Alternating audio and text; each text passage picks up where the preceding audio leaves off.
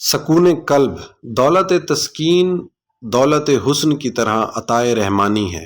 اس کا کوئی فارمولہ نہیں۔ سکون قلب جیسا کہ نام سے ظاہر ہے، قلب کی ایک حالت ہے، ایسی حالت جس میں اضطراب نہ ہو۔ سکون کی ضد اضطراب ہے۔ اضطراب خواہش سے پیدا ہوتا ہے، کسی چیز کو حاصل کرنے کی خواہش یا کسی شے سے نجات کی خواہش ہی باعث بے قراری ہے۔ خواہش دنیا ہو یا خواہش عقبیٰ انسان کو ضرور بے چین کرے گی۔ یاد رہے کہ سکون کی خواہش بذات خود ایک اضطراب ہے۔ سکون خواہش سے نہیں، نصیب سے ملتا ہے۔ جسے سکون قلب حاصل ہو جائے، اس کی زندگی میں نہ شکوہ رہتا ہے نہ تقاضا۔ وہ نہ خدا کا گلہ مخلوق کے سامنے کرتا ہے، نہ مخلوق کی شکایت خدا کے سامنے۔ وہ نہ زندگی سے غافل ہوتا ہے نہ موت سے۔ وہ ہر حال میں راضی رہتا ہے۔ پرسکون انسان مقام صبر کو بھی مقام شکر بنا دیتا ہے۔ آج کے دور میں سکون قلب اس لیے مشکل ہوتا جا رہا ہے کہ زندگی کے تقاضوں اور مذہب کے تقاضوں میں فرق آ گیا ہے۔ زمین کا مسافر سمجھ نہیں سکتا کہ آسمان سے احکام کیوں نازل ہوتے ہیں۔ زندگی کی مسرتوں میں عاقبت کا خوف سکون سے محروم کر دیتا ہے۔ آج کے انسان کی شخصیت میں فشار ہے، یہی وجہ ہے کہ سکون نہیں ملتا۔ سکون کی خاطر سفر کرنے والا سکون حاصل نہیں کر سکتا۔ سفر میں سکون کہاں؟ سکون کی تلاش اپنے حالات، اپنے ماحول اور اپنی زندگی سے بیزاری کا اعلان ہے۔ انسان جس حال میں بے سکون ہوا ہے، اسے اس حال میں سکون چاہیے، لیکن وہ غلطی سے کسی اور حال میں سکون دریافت کرتا ہے، اور یہی وجہ ہے کہ اسے سکون نہیں ملتا۔ آج کا انسان سکون کی خاطر آسمانوں کے دروازے کھولنے چلا گیا ہے، لیکن اس سے دل کا دروازہ نہیں کھلتا۔ من کی چنتا دور نہ ہو تو سکون نہیں مل سکتا۔ آج کا سب سے بڑا المیہ خود گریزی ہے، اور سکون کے لیے خود شناسی اور خود آگاہی درکار ہے۔ ایک دفعہ ایک آدمی جسے اپنے گھر میں سکون نہیں ملتا، اپنی بیوی سے کہنے لگا، بیگم میں چاہتا ہوں کہ سکون قلب کی خاطر مقدس سفر اختیار کروں۔ بیوی سمجھ گئی کہ اس کا خاوند اس سے بیزار ہے، بولی، اتنے نیک سفر میں دیر کیا ہے؟ چلیے میں بھی اس نیکی کی تلاش میں آپ کے ہمراہ چلتی ہوں۔ خاوند نے کچھ دیر سوچا، بولا، چلو جانے دو، میرے نصیب میں سکون نہیں، میں اسی جہنم میں گزر اوقات کر لوں گا۔ بات دراصل اتنی سی ہے کہ سکون قلب اپنے موجود حالات ہی میں مل سکتا ہے۔ جسے اپنے دیس میں سکون نہیں ملا، اسے پردیس میں کیا اطمینان حاصل ہوگا؟ جسے اپنے گھر میں راحت نہ ملی، اسے اور کون سے گھر میں راحت ملے گی؟ سکون قلب اپنی زندگی ہے، اپنا انداز فکر ہے۔ جو انسان یہ سمجھتا ہے کہ اچھا زمانہ یا تو گزر گیا ہے یا ابھی آیا ہی نہیں، وہ کیسے سکون حاصل کر سکتا ہے؟ ایک دفعہ ایک جگہ کچھ دوست خوش بیٹھے تھے۔ ایک بے سکون انسان وہاں آیا، بولا، آپ کیوں خوش ہیں؟ انہوں نے کہا، کتنا اچھا موسم ہے۔ آنے والے نے آہ بھری، بولا، اچھے موسم کب تک بھائی؟ اگر خواہش اور حاصل کا فرق مٹ جائے تو سکون مل جاتا ہے۔ انسان کو جو پسند ہے حاصل کر لے، یا پھر جو حاصل ہے اسے پسند کر لے تو سکون مل جاتا ہے۔ جب ہماری تمنا کے پاؤں حاصل کی چادر سے باہر نکل جاتے ہیں تو ہمیں سکون نہیں ملتا۔ سکون حاصل کرنے والے تختہ دار پر بھی پرسکون رہے، اور مضطرب رہنے والے تخت شاہی پر بھی سسکیاں بھرتے رہے۔ خواہش کا بے ہنگم پھیلاؤ سکون سے محروم کر دیتا ہے۔ خواہش کی داستان کبھی مکمل نہیں ہوتی، آغاز رہ گیا، کبھی انجام رہ گیا، اور اسی کشمکش میں یہ چند مقدس ایام ہستی ختم ہو جاتے ہیں۔ تمنا کا سفر وحشت بے اما کا سفر ہے۔ سکون کا سفر اپنی ذات کا سفر ہے، اپنے باطن کا سفر ہے۔ سکون کا مسافر گھر ہی میں منزل طے کرتا ہے۔ سکون والا انسان اپنے دل میں ہی وہ روشن نقطہ دریافت کر لیتا ہے جس کی ضیاء اسے نور بصیرت عطا کر کے سکون بخشتی ہے۔ جس انسان کی اپنے ماحول سے، اپنے آپ سے صلح ہو، وہ پرسکون رہے گا۔ برائی کو نیکی سے رفع کرنے والا پرسکون رہے گا۔ اپنے دل سے کدورت کے داغ صاف کرنے والا پرسکون رہے گا۔ اپنی زندگی کو کسی کا احسان سمجھنے والا پرسکون رہتا ہے۔ سکون حاصل کرنے کا سب سے آسان طریقہ یہ ہے کہ انسان سکون کے حصول کی تمنا چھوڑ کر دوسروں کو سکون پہنچانے کی کوشش کرے۔ سکون دینے والے کو ہی سکون ملتا ہے۔ کسی کا سکون برباد کرنے والا سکون سے محروم رہتا ہے۔ اگر فرض اور شوق یکجا ہو جائیں تو زندگی پرسکون ہو جاتی ہے۔ کچھ لوگ سمجھتے ہیں کہ دولت سے سکون ملتا ہے، لیکن دولت اور مال نے کبھی کسی کو سکون نہیں دیا۔ بادشاہوں نے بادشاہی چھوڑ کر درویشی تو قبول کی ہے، لیکن کسی درویش نے درویشی چھوڑ کر بادشاہی قبول نہیں کی۔ مال جمع کرنے والے اور مال گننے والے پر عذاب ہے، اور مال جو خدا کی راہ میں خرچ کیا جائے باعث اطمینان ہو سکتا ہے۔ نفرت، کینہ، بغض، جذبہ انتقام، حسد، لالچ، جسم پرستی سکون قلب کے دشمن ہیں۔ سکون والا انسان دوسروں کی زندگی اور خوشی کا احترام کرتا ہے۔ وہ علم حاصل کرتا ہے جاہلوں کی خدمت کے لیے، دولت کماتا ہے غریبوں کی مدد کے لیے۔ وہ گناہ سے نفرت کرتا ہے، گناہ گاروں سے نہیں۔ وہ ان کی بخشش کی دعا کرتا ہے، خود جاگتا ہے اور سونے والوں کی سلامتی کی تمنا کرتا ہے۔ وہ مرتبہ حاصل کرتا ہے مظلوم اور محروم کی اعانت کے لیے۔ وہ اپنے گھر اور دل کے دروازے کسی پر بند نہیں کرتا۔ وہ اپنے مرتبے سے کسی کو ڈراتا نہیں۔ وہ مخلوق کو خالق کا عمل سمجھ کر اس کی عزت کرتا ہے۔ سکون کا راہی ہر حال میں پرسکون رہتا ہے۔ وہ خوف اور حزن سے آزاد ہے۔ وہ غم اور غصے سے بے نیاز ہے۔ وہ حسرتوں اور مایوسیوں کو ختم کر چکا ہے۔ دراصل سکون قلب تقرب حق کا وہ مقام ہے جہاں انسان نعمتوں سے منعم کی طرف رجوع کر کے اس کے ذکر میں محویت حاصل کرتا ہے۔ زندگی کے متلاطم سمندر میں سکون قلب ہی عافیت کا ایک جزیرہ ہے، اور نصیب والے ہی اسے دریافت کرتے ہیں۔ سکون قلب اس وقت تک نہیں ملتا جب تک کوئی عطا کرنے والا نہ ملے۔ عطا کرنے والا ایک نگاہ سے دولت تسکین بخشتا ہے۔ والدین کی خدمت، استاد کا ادب، سائل اور یتیم کی دعا سکون قلب کے ذرائع ہیں۔ یتیم کا مال کھانے والا 1000 یتیم خانے بنائے سکون نہیں پائے گا۔ پیٹ میں آگ ہو تو دل میں سکون کہاں؟ رزق صالح نہ ہو تو سکون قلب کا سوال ہی نہیں پیدا ہوتا۔ امانت میں خیانت کرنے والا سکون نہیں پا سکتا۔ فطرت سے حاصل ہونے والی پہلی امانت معصومیت ہے۔ کسی کا اعتماد امانت ہے۔ منصف کا منصب امانت ہے۔ خیانت کرنے والا سکون نہ پائے گا۔ الفاظ امانت ہیں۔ ابہام پیدا کرنے والا مصنف سکون نہ پائے گا۔ کم وزن معیار سے گری ہوئی اشیاء بیچنے والا اور زیادہ منافع کا کاروبار کرنے والا دنیا ہی میں عذاب سے دوچار ہوگا، اسے سکون نہیں ملے گا۔ دوسروں کا حق غصب کرنے والا زندگی بھر سکون نہ پا سکے گا۔ وہ سکون کے لیے بھاگے گا، اس کو مکافات کے بچھو اندر ہی اندر ڈسیں گے۔ وہ چلائے گا، اس کی چیخ حلق سے باہر نہ نکل سکے گی۔ جس نے محسنوں سے وفا نہ کی اس کو بھی سکون نہیں ملے گا۔ محسن کا حق ہے کہ اس کا شکریہ ادا کیا جائے، اس کے ساتھ وفا کی جائے۔ ہمارے ملک میں اس شخص پر سکون قلب حرام ہے جس کو اسلام اور پاکستان سے محبت نہ ہو۔ اس طرح اپنے اسلاف سے وابستہ رہنے سے سکون ملتا ہے، نہیں تو نہیں۔ آج اگر ہم ایک دوسرے کو معاف کر دیں اور ایک دوسرے سے معافی مانگ لیں تو ہمارا مستقبل سکون قلب کے خزانوں سے بھر جائے گا۔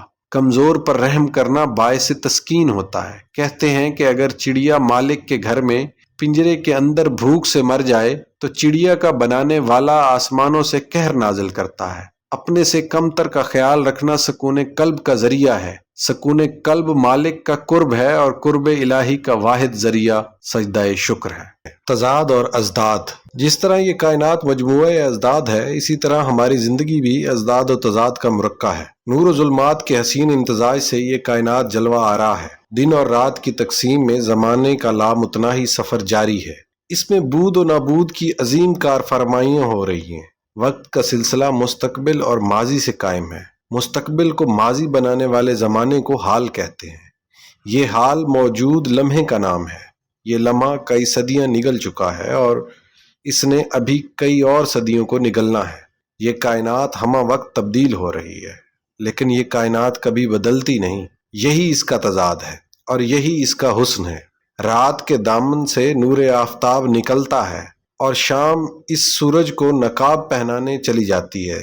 ہر مقام بیک وقت مشرق بھی ہے اور مغرب بھی، اور کوئی مقام نہ مشرق ہے نہ مغرب۔ اس تضاد میں کوئی تضاد نہیں۔ اس طرح قوس اور خط مستقیم دو مختلف قسم کے خطوط ہیں، لیکن ایک حد سے پرے قوس اور خط مستقیم میں کوئی فرق نہیں رہتا۔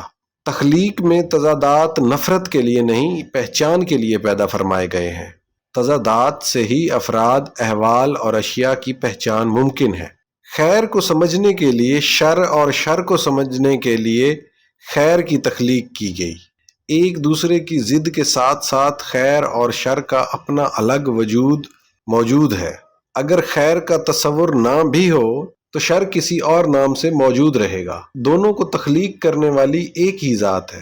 اسی طرح ازل کو جاننے کے لیے ابد اور ابد کی پہچان کے لیے ازل کا علم ضروری ہے، لیکن ازل اور ابد الگ الگ وجود میں موجود ہیں۔ زندگی ازل ہے تو موت ابد۔ یہاں زندگی سے مراد ابتدائے حیات ہے، اور موت اس مقام کو کہیں گے جہاں تصور مرگ و حیات مرتا ہے۔ جس مقام کے بعد کوئی موت نہ ہو وہی ابد ہے۔ تضادات کو جاننے کے لیے علم الازداد کا جاننا ضروری ہے۔ یہ وسیع علم ہے۔ نفی اور اثبات، لا اور الہ، عزت اور ذلت، ظلم اور رحم، ظاہر اور باطن، خارج اور داخل، روح اور مادہ، غم اور خوشی، زندگی اور موت۔ غرض یہ کہ ہر اسم اور صفت کے مقابل ایک اور اسم اور ایک اور صفت موجود رہتی ہے، جس سے اس اسم اور اس صفت کی پہچان ممکن ہوتی ہے۔ لامحدود کی پہچان محدود سے ہے۔ انسان اپنے نفس کی پہچان کرے تو اسے رب کی پہچان اور اس کائنات کی پہچان ممکن ہو جاتی ہے۔ اپنی پہچان کے سفر میں تضادات سے آشنائی ہوتی ہے۔ ہنسنا اور رونا، جاگنا اور سونا، پانا اور کھونا، ہونا اور نہ ہونا ہوتا ہی رہتا ہے۔ یہ تضادات تفسیر حیات کے حسین ابواب ہیں۔ استقامت ہو تو یہ تضادات ختم ہو جاتے ہیں۔ رنگوں کا تضاد بے رنگی میں ختم ہو جاتا ہے۔ الفاظ و آواز کا تضاد سکوت میں قائم نہیں رہ سکتا۔ پہچان ہو جائے تو حاصل و محرومی اور کامیابی اور ناکامی کا فرق مٹ جاتا ہے۔ کامیابیوں کی منزل طے کرنے والا ناکامی کے عبرت کدے میں دم توڑ سکتا ہے۔ ناکامی کی افتاد سے نکلتا ہوا انسان کامیابی کی چوٹی تک پہنچ سکتا ہے۔ غریب الوطنی میں مرنے والا سکندر عظیم فاتح بھی تھا۔ ہکلانے والی زبان اللہ سے ہم کلام بھی ہو سکتی ہے۔ غریبی میں بادشاہی بھی ہو سکتی ہے، اور بادشاہی میں فقیری بھی ممکن ہے۔ ایسا ہوتا رہا ہے۔ بغاوت کامیاب ہو جائے تو انقلاب کہلاتی ہے، اور انقلاب ناکام ہو جائے تو بغاوت کہلاتا ہے۔ بلند مقاصد کا سفر بھی تضادات سے مبرہ نہیں ہوتا۔ ایک مقصد کی کامیابی دوسرے مقاصد کی ناکامی بھی ہے۔ ایک آرزو کو پورا کرنے کے لیے کتنی آرزوؤں کا خون کرنا پڑتا ہے۔ اگر معیار بدل جائے تو حاصل اور محرومی میں فرق نہیں رہتا۔ فرعون کامیاب بادشاہ سمجھا جاتا تھا۔ اس کے پاس دولت تھی، لوگوں میں عزت تھی، صاحب امر بھی تھا، اس کا حکم نافذ بھی تھا، اور موسیٰ علیہ السلام گھر سے بے گھر، صحرا با صحرا، جو بجو پھرنے والے اللہ کے رسول تھے۔ کون کامیاب تھا اور کون ناکام، اس کا فیصلہ ہو چکا ہے۔ یوسف علیہ السلام کے لیے پیغمبری کا سفر کنویں میں گرنے سے شروع ہوا۔ کتنی بلندی اور کتنی ابتلا تضاد ہے، لیکن تضاد نہیں ہے۔ ہماری زندگی میں تضادات کا ہونا کوئی غیر فطری بات نہیں۔ تضادات کائنات میں ہیں، بلکہ فاطر حقیقی کی صفات عالیہ پر غور کیا جائے تو ہمیں ہمارے تضادات کچھ اجنبی نہیں محسوس ہوں گے۔ زندگی عطا فرمانے والا کچھ عرصے کے بعد موت عطا فرماتا ہے۔ زندگی واپس لے لیتا ہے، وہ خود ہی کسی کو ملک عطا فرماتا ہے اور خود اسے معزول کر دیتا ہے۔ وہ عزت دیتا ہے، وہی ذلت دیتا ہے۔ حساب کرنے پہ آئے تو رائی کے دانے تک کا حساب کر لے، بخشش کرنے پہ آئے تو سیئات کو حسنات میں بدل دے، محنتوں کو فاقے سے گزار دے، اور چاہے تو کم محنت کرنے والے کو بے حساب عطا فرما دے۔ وہ کبھی خزانے عطا فرماتا ہے اور کبھی وہ قرض حسنہ بھی مانگتا ہے۔ اس کے کام عجب ہیں، وہ ہر چیز پر قادر ہے۔ اس کے قبضہ قدرت سے کسی شے کے باہر ہونے کا سوال ہی نہیں پیدا ہوتا۔ اس کے باوجود آدھی سے زیادہ دنیا اس کو نہیں مانتی۔ اس کا دعویٰ ہے کہ ہر وجود کا رزق اس کے ذمے ہے، لیکن ہمارا مشاہدہ اس مقام تک نہیں پہنچ سکتا جہاں ان تضادات میں کوئی تضاد نہیں رہتا۔ غور کرنے والی بات یہ ہے کہ اللہ نے اپنے دشمن کو مارا نہیں، وہ قادر ہے، اس نے شیطان کو زندہ رکھا ہے۔ یہی سب سے بڑا تضاد ہے، اور یہی اس کا حل۔ ہمیں تضادات سے جنگ نہیں کرنا، تضادات کو احسن طریقے سے حل کرنا ہے۔ ہمارا نظریہ اپنی جگہ پر درست، لیکن دوسروں کے نظریات ان کے لیے اتنے ہی مقدس و بامانی ہیں۔ اپنا نقطۂ نظر واضح کرنے کا حق تو ہے، دوسروں کو قتل کرنے کا حق نہیں۔ اللہ نے اپنی زمین میں اپنے نہ ماننے والوں کو جس طرح برداشت فرمایا ہوا ہے، اس طرح ہم بھی دوسروں کو ان کے عقائد کے اختلافات کے باوجود برداشت کیوں نہیں کرتے؟ زندگی میں مختلف نظریات کا ہونا زندگی کا حسن ہے۔ کسی انسان سے اس لیے نفرت نہیں کرنا چاہیے کہ اس کا لباس ہمارے لباس سے مختلف ہے۔ تضادات کو برداشت کرنے کے لیے عظیم دل چاہیے۔ کمزور عقیدہ الجھتا ہے، لڑتا ہے، جھگڑتا ہے، لیکن طاقتور اور صحت مند عقائد دوسرے عقیدوں کو اپنے ساتھ اس طرح ملا لیتے ہیں جیسے سمندر دریاؤں کو اپنے اندر سمیٹتا ہے۔ ایک انداز کی صداقت دوسرے انداز کی صداقت کو غلط سمجھتی ہے، باطل سمجھتی ہے، حالانکہ سب سے بڑی صداقت یہ ہے کہ اس کائنات میں کچھ بھی باطل نہیں۔ ہمیں تحمل سے دوسرے کے نقطہ نظر کو سننا چاہیے، اس کی خامی کی اصلاح کرنا چاہیے، اس سے محبت کرنا چاہیے۔ کوئی شخص بیمار ہو جائے تو اس سے نفرت نہیں کرنا چاہیے۔ اسی طرح کسی کا عقیدہ بیمار ہو جائے تو اس کے لیے زیادہ توجہ اور رحم کی ضرورت ہے۔ عقائد و نظریات پر اتنی کتابیں لکھی جا چکی ہیں کہ دنیا کا کسی ایک عقیدے پر متفق ہونا مشکل ہے۔ ایک گروہ نے ایک کتاب پڑھ لی ہے، دوسرے نے دوسری، یہی اختلاف کی وجہ ہے۔ کتابی علم کے علاوہ دیکھا جائے تو ہر انسان کے دل کی دھڑکن ایک جیسی ہے، سب کی آنکھوں میں ایک جیسے آنسو ہیں، اور ہر انسان نے اس دنیا میں چند معدود ایام گزارنے ہیں۔ جو انسان ہماری نگاہ میں خار بن کر کھٹکتا ہے وہ بھی کسی کا منظور نظر ہے۔ عقیدتوں کا فرق ہے، عقیدتوں کا فرق بھی مقدر کے فرق کی طرح انسان کے ساتھ پیدا ہوتا ہے، اس میں کوئی الجھاؤ نہیں۔ یہ عقائد بیان بلکہ حسن بیان کی باتیں ہیں۔ اصل عقیدہ ہمارا عمل ہے، دوسرے کا عمل اس کا عقیدہ ہے۔ فریقین میں محبت ہو تو عقیدے کا اختلاف ختم ہو جاتا ہے۔ ڈوبنے والے سے اس کی مدد سے پہلے عقیدہ پوچھنا ظلم ہے۔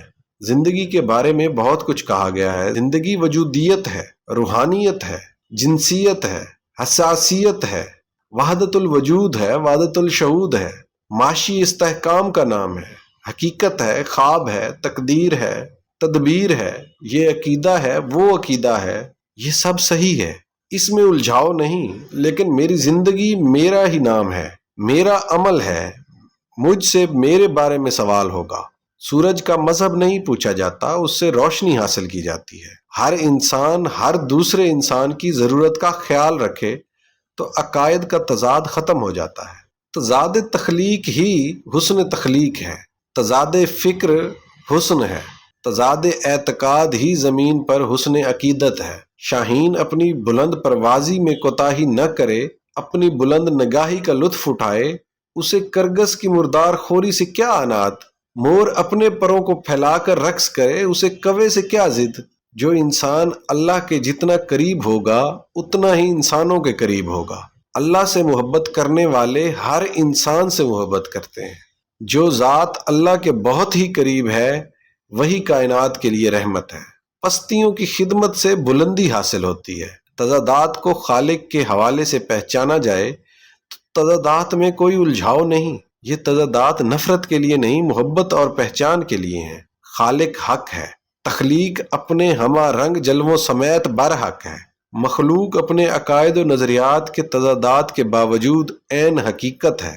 نجات عمل اور حسن سلوک میں ہے۔ خوشی اور غم، غم اور خوشی انسان کی اپنی کیفیات کے نام ہیں۔ یہ انسان کی اپنی وابستگی اور خواہش کے روپ ہیں۔ ایک انسان کا غم ضروری نہیں کہ دوسرے انسان کا بھی غم ہو، بلکہ اس کے بالکل برعکس، ایک کا غم دوسرے کی خوشی بن سکتا ہے۔ غم کے گیت میٹھے اور سریلے ہونے کی وجہ سے سننے والوں کو خوشی عطا کرتے ہیں۔ انداز نظر بدل جائے تو نظارہ بدل جاتا ہے۔ کل کا غم آج کی مسرت ہے اور آج کی خوشی نہ جانے کب آنسو بن کر بہہ جائے۔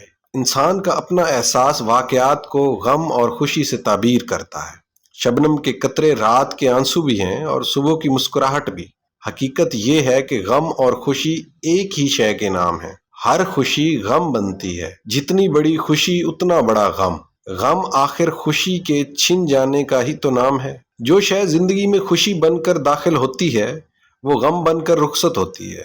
وصال اور فراق کی اصل داستانیں اصل میں غم اور خوشی کے قصے ہیں۔ وصال نہ ہو تو فراق بے معنی ہے، چونکہ خوشی سے مفر نہیں، اسی لیے غم سے مفر نہیں، چونکہ خوشی سے فرار نہیں، اسی لیے غم سے فرار نہیں۔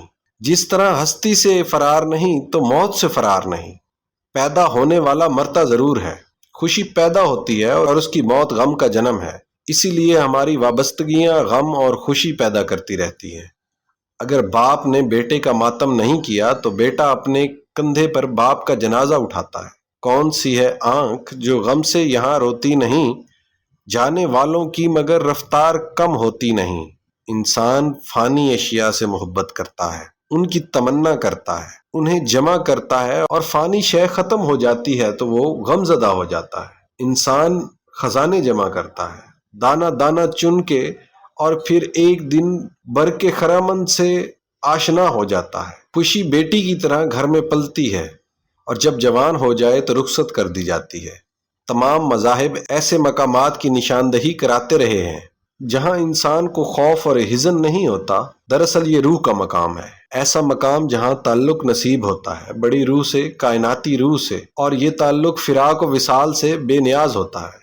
قطرے کو سمندر سے تعلق ہو جائے تو وہ فنا اور بقا سے بے نیاز ہو جاتا ہے۔ اگر خواہش اور آرزو ہی نہ رہے تو غم اور خوشی کیا؟ حقیقی خوشی اور حقیقی غم ایک ہی سے ہیں۔ ہم جس کو یاد کر رہے ہیں وہ تو ہمارے پاس ہے، جو دل میں پنہا ہے، نظر سے اوجھل ہے۔ جس کی یاد بے قرار کر رہی ہے وہی تو آنکھ سے آنسو بن کر ٹپک رہا ہے۔ یہ بڑے نصیب کی بات ہے، بڑی دور کی منزل ہے، بڑا بلند مقام ہے کہ دن اور رات ایک ہی سورج کے روپ نظر آئیں، فراق اور وصال محبوب کی ادا ٹھہرے، اپنا اور غیر یکساں نظر آئے، کوا اور مور ایک ہی جلوے کے پہلو نظر آئیں، غم اور خوشی ایک ہی شے کے نام ہو کر رہ جائیں۔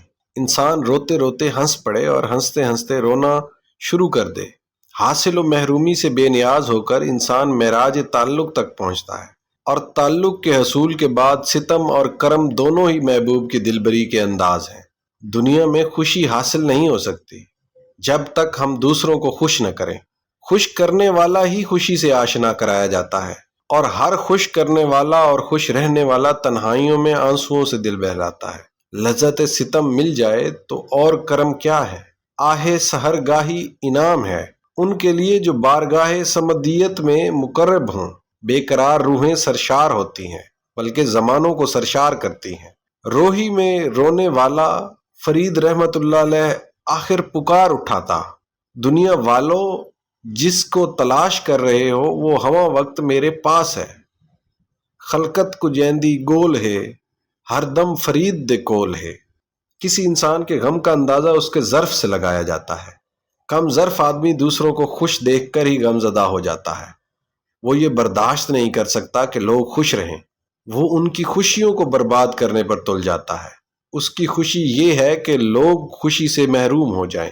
وہ اپنے لیے جنت کو وقف سمجھتا ہے اور دوسروں کو دوزخ سے ڈراتا ہے۔ ایک بخیل انسان نہ خوش رہ سکتا ہے نہ خوش کر سکتا ہے۔ سخی سدا بہار رہتا ہے۔ سخی ضروری نہیں کہ امیر ہی ہو، ایک غریب آدمی بھی سخی ہو سکتا ہے اگر وہ دوسروں کے مال کی تمنا چھوڑ دے۔ اسی طرح جن لوگوں کا ایمان ہے کہ اللہ کا رحم اس کے غضب سے وسیع ہے وہ کبھی مغموم نہیں ہوتے۔ وہ جانتے ہیں کہ غربت کدے میں پلنے والا غم اس کے فضل سے ایک دن چراغ مسرت بن کر دلوں کے اندھیرے دور کر سکتا ہے۔ وہ جانتے ہیں کہ پیغمبر بھی تکالیف سے گزر گئے، لیکن پیغمبر کا غم امت کی فلاح کے لیے ہے۔ غم سزا نہیں، غم انعام بھی ہے۔ یوسف علیہ السلام کنویں میں گرائے گئے، ان پر الزام لگا، انہیں قید خانے سے گزرنا پڑا، لیکن ان کی تقرب اور ان کے حسن میں کمی نہ آئی۔ ان کا بیان احسن القصص ہے۔ دراصل قریب کر دینے والا غم دور کر دینے والی خوشیوں سے بدرجہ بہتر ہے۔ منزل نصیب ہو جائے تو سفر کی صحبتیں کامیابی کا حصہ کہلائیں گی۔ اگر انجام محرومی منزل ہے تو راستے کے جشن نہ عاقبت اندیشی کے سوا کیا ہو سکتا ہے؟ انسان اگر باشعور ہو جائے تو وہ پہچان لیتا ہے کہ ایک غم اور دوسرے غم میں کوئی فرق نہیں۔ کل کے آنسو اور آج کے آنسو ایک جیسے ہیں۔ باشعور انسان غور کرتا ہے کہ کوئی خوشی زندگی کے چراغ کو فنا کی آندھی سے نہیں بچا سکتی۔ زندگی کا انجام اگر موت ہی ہے تو غم کیا اور خوشی کیا؟ کچھ لوگ غصے کو غم سمجھتے ہیں، وہ زندگی بھر ناراض رہتے ہیں، کبھی دوسروں پر کبھی اپنے آپ پر۔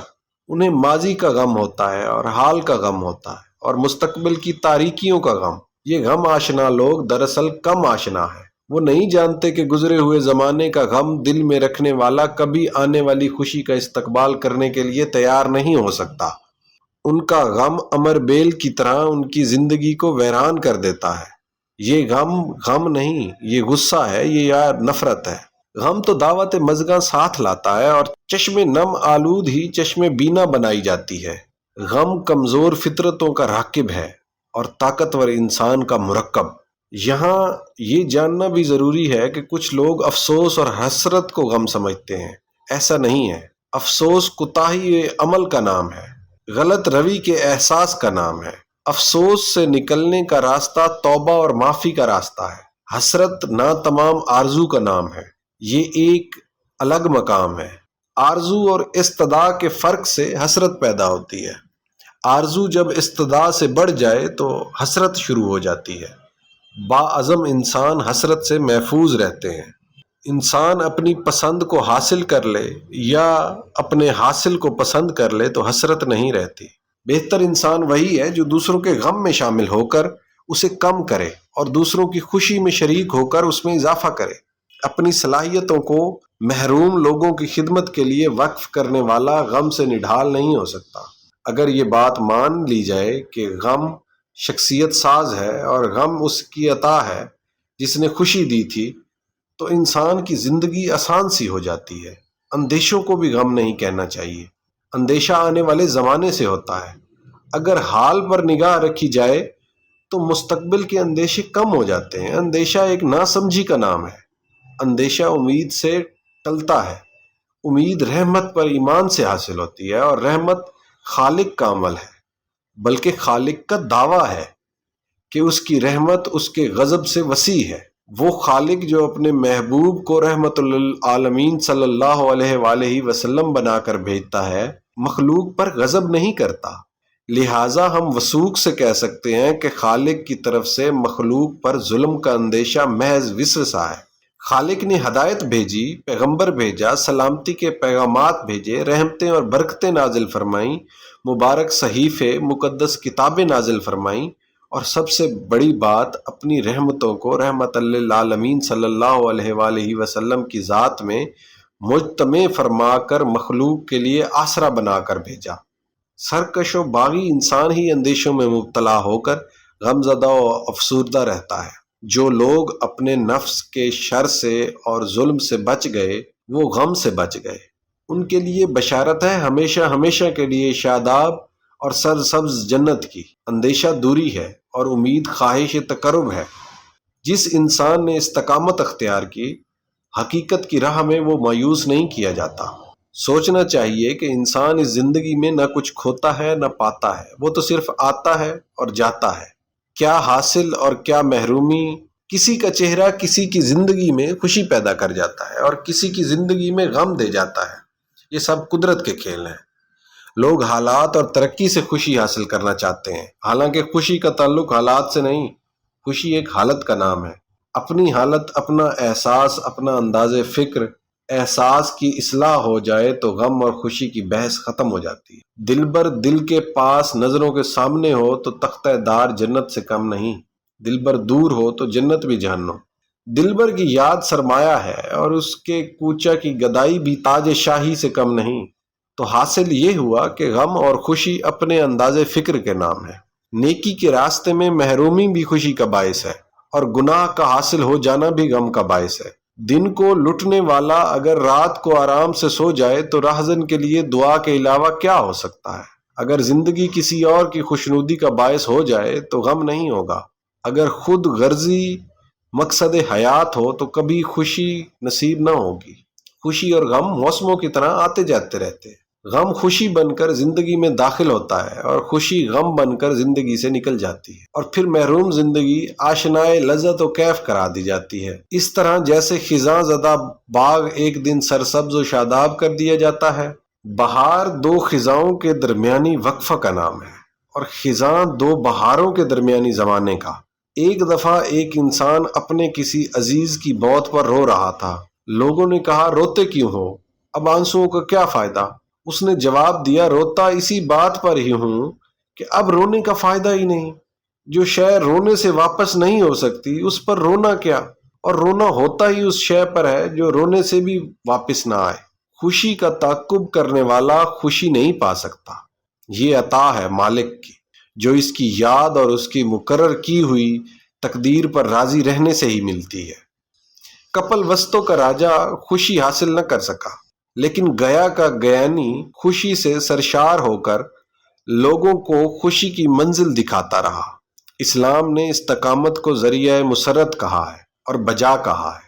مستقل مزاج انسان غم اور خوشی کے حجابات سے نکلتا ہوا حقیقت کے نور تک پہنچ جاتا ہے، اور یہی وہ مقام ہے جہاں نہ غم ہے نہ خوشی، بس ایک سرشاری ہے، ایک ایسی حالت کہ جہاں نہ دولت کی خواہش ہوتی ہے نہ وجود کی تسکین کی آرزو۔ یہاں انسان بارگاہ حسن میں محو نظارہ ہوتا ہے، نہ حاصل نہ محرومی، نہ غم نہ خوشی، نہ آرزو نہ شکست آرزو۔ یہ بڑی خوش نصیبی ہے۔ اپنے نصیب پر خوش رہنا چاہیے، اپنی کوششوں پر راضی رہنا چاہیے، اور کوششوں کے انجام پر بھی راضی رہنا چاہیے۔ دوسرے انسانوں کے نصیب سے مقابلہ نہیں کرنا چاہیے۔ جو ذرہ جس جگہ ہے وہیں آفتاب ہے۔ اللہ ہمیں حقیقی خوشیاں عطا فرمائے اور حقیقی غم سے بھی آشنا کرے۔ ابدی غم اور ابدی خوشی ازلی نصیب ہے۔ میں نے آئینے میں دیکھا، میرا عکس تھا، ہو بہو مجھ جیسا۔ میں اس میں محو ہو گیا۔ اس کی حرکات و سکنات میرے جیسی تھی۔ میں آگے بڑھتا گیا، وہ آگے بڑھتا گیا۔ میں پیچھے ہٹا، وہ پیچھے ہٹ گیا۔ میں چھپ گیا، وہ چھپ گیا۔ یہ عجیب کھیل تھا۔ میں سوچتا کہ اصل میں کون ہے، آئینے کے اندر یا باہر؟ ایک اصل ہے، دوسرا عکس ہے، اور اصل عکس کا عکس ہے۔ یہ سوچ بڑی اذیت ناک تھی۔ میں اس سے ہم کلام ہوا، وہ خاموش تھا۔ مجھے عجیب محسوس ہوا۔ عکس اصل سے مختلف معلوم ہوا۔ وہ ہمیشہ خاموش رہا اور میں ہمیشہ بولتا رہا۔ ایک دن میں نے اس سے پوچھا تم بولتے کیوں نہیں؟ وہ مسکرایا اور چپ رہا۔ کمرے میں سناٹا تھا۔ میں نے پھر سوال کیا تم بولتے کیوں نہیں؟ اس نے کہا میں بولوں گا تو تم برداشت نہ کر سکو گے۔ بس اتنا سن کر ہیبت طاری ہو گئی، کپ کپی طاری ہو گئی، اور پھر معلوم نہیں کیا ہوا۔ نامعلوم میں آئینے میں سما گیا یا وہ آئینے سے باہر نکل آیا۔ بہرحال برداشت سے باہر تھا، جو ہوا سو ہوا۔ اس دن سے آئینہ ٹوٹ گیا، آئینے کی ضرورت بھی نہیں تھی۔ وہ اور میں ساتھ ساتھ تھے۔ اس دن سے مجھے ہر شے بدلی بدلی نظر آنے لگی۔ مشرق سے نکل کر مغرب میں ڈوبنے والا سورج، یوں معلوم ہوتا کہ یہ نہ کہیں سے نکلتا ہے نہ ڈوبتا ہے۔ ہر مقام بیک وقت مشرق بھی ہے اور مغرب بھی، اور ان مشارق و مغارب سے ماورا ایک کائنات ہے، جہاں نہ دن ہے نہ رات، نہ ہونا ہے اور نہ ہونا۔ اس دن سے مجھے یوں محسوس ہوا کہ میں ایک طویل ماضی کی انتہا ہوں اور ایک طویل مستقبل کی ابتدا بھی میں ہی ہوں۔ میرے کندھوں پر ماضی اور مستقبل کا بوجھ ہے۔ مجھے محسوس ہوا کہ میں ہر انسان کا حصہ ہوں اور ہر انسان میرا حصہ۔ میں ہر وجود میں ہوں اور ہر وجود مجھ میں ہے۔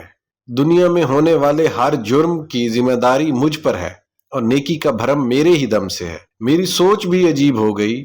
میں کبھی رات کو آفتاب دیکھتا ہوں اور کبھی دن کو تارے نظر آتے ہیں۔ خوابوں میں جاگتا ہوں اور بیداری میں خواب دیکھتا ہوں۔ میں خود ہی آخری سوال ہوں اور خود ہی اس کا آخری جواب۔ میرے لیے ہر حاصل محرومی ہے اور ہر محرومی حاصل۔ اب میں جانتا ہوں کہ خوشی غم دینے کے لیے آتی ہے اور غم خوشی کا پیش خیمہ ہے۔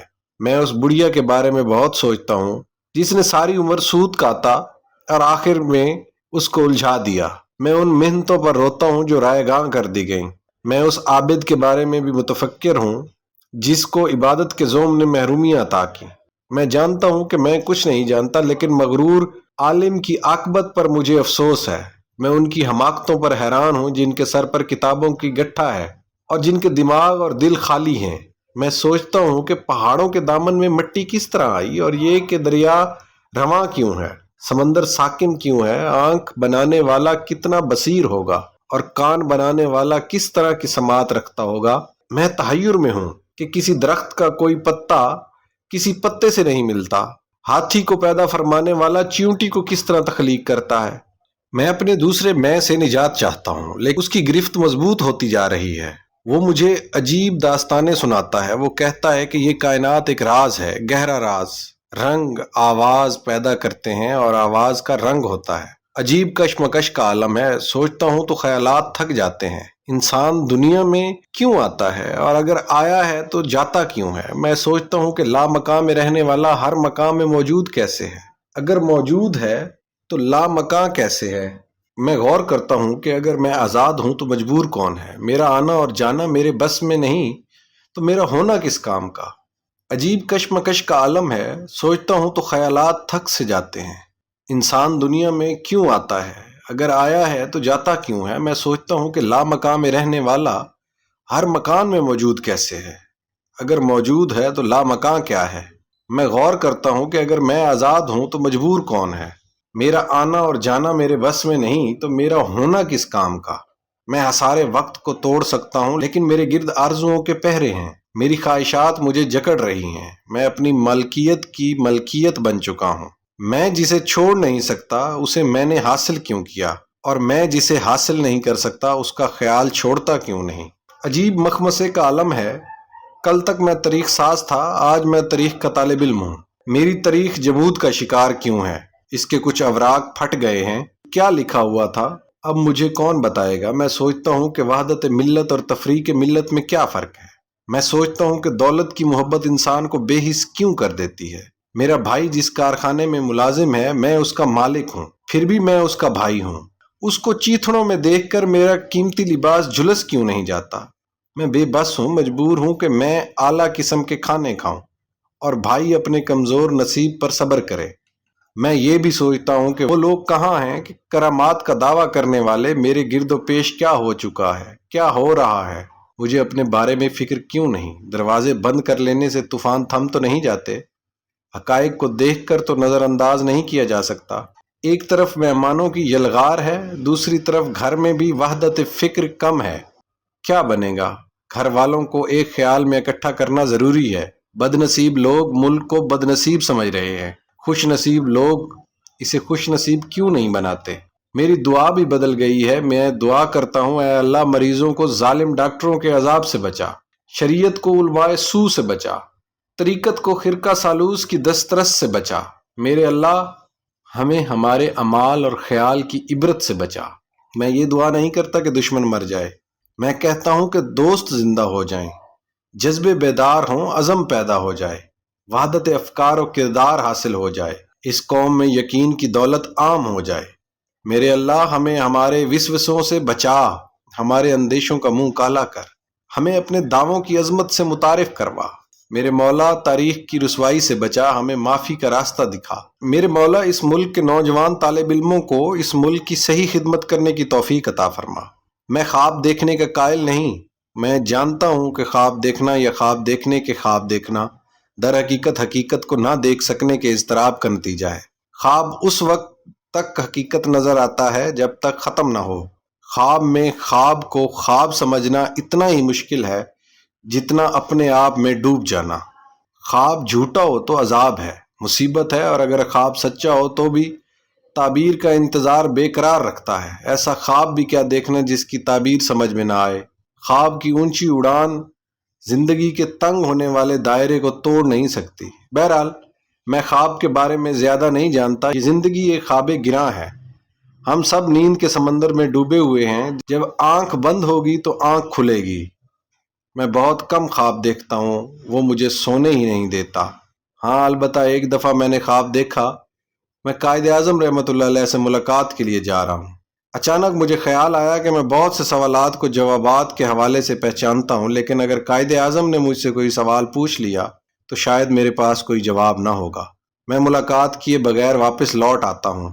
بڑا نادم ہوتا ہوں کہ میرا علم ناقص تو نہیں، میں عجیب تکلیف میں ہوں، اس کا شاید علاج نہیں ہو سکتا۔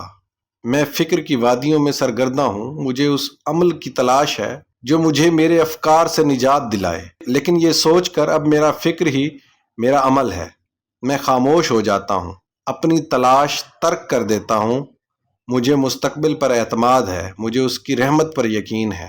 میرے عمل کی کوتاہی مجھے اس کے فضل سے محروم نہیں کر سکتی۔ اس کی عطا میری خطا سے بہت وسیع ہے۔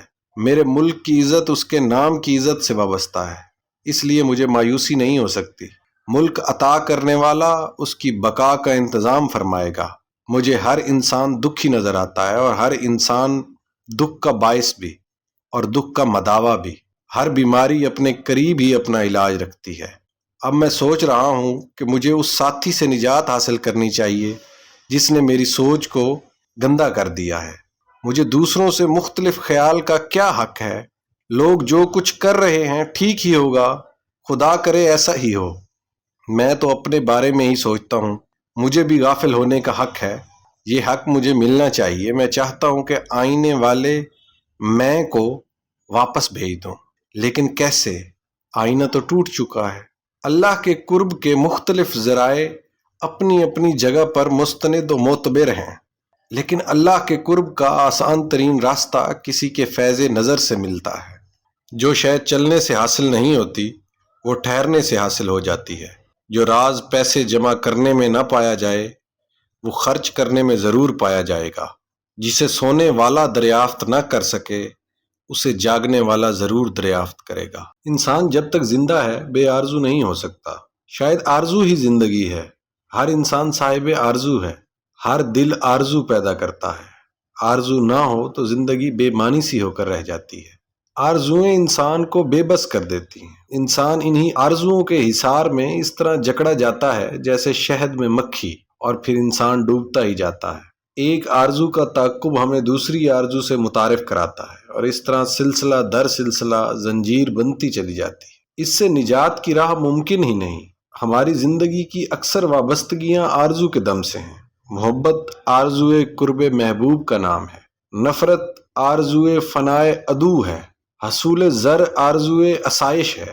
اسی طرح عبادت آرزوئے تقرب حق ہے۔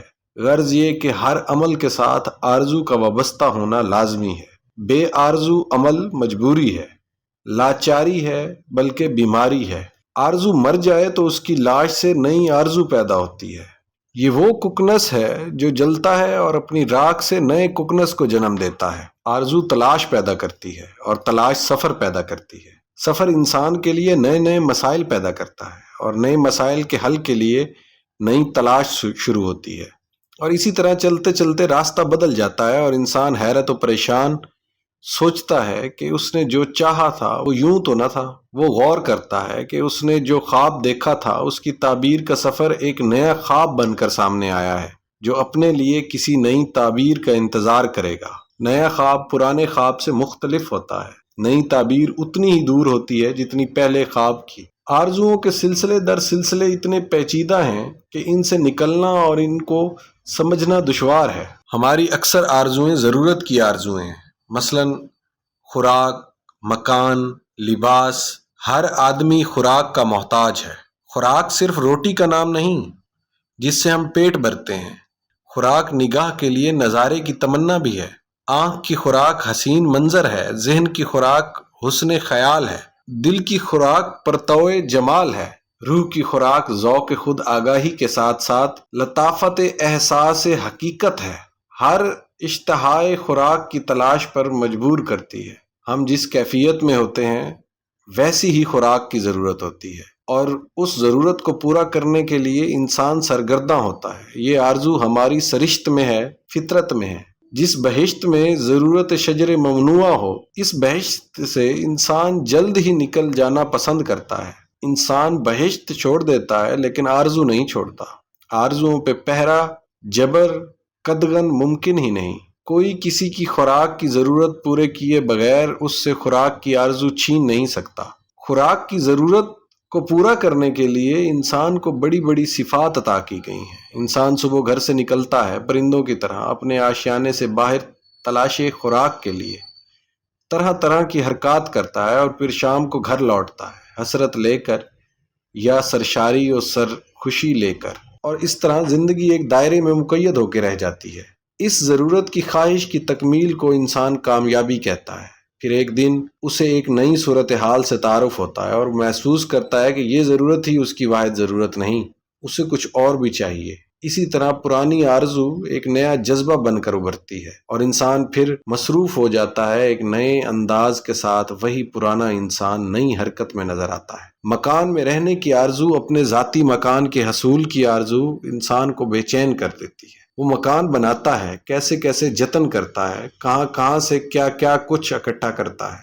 انسان سکون کی خاطر بے سکون ہوتا ہے، انسان آرام کی تمنا میں بے آرام ہوتا ہے، اور کبھی کبھی قیام گاہ کی خاطر سفر اختیار کرتا ہے۔ وطن میں خوبصورت آستانہ بنانے کے لیے بے وطن ہونا بھی گوارا کر لیتا ہے۔ یہ آرزو بڑے رنگ دکھاتی ہے۔ عمر پردیس میں گزر جاتی ہے اور امید یہ کہ دیس میں رہائش باعزت ہو۔ پردیسی دور سے گزرنے والے طیاروں کو سلام کہتا ہے کہ وطن کی ہواؤں کو سلام۔ آرزو انسان کو کیسے کیسے دن دکھاتی ہے، اس کا جاننا مشکل نہیں۔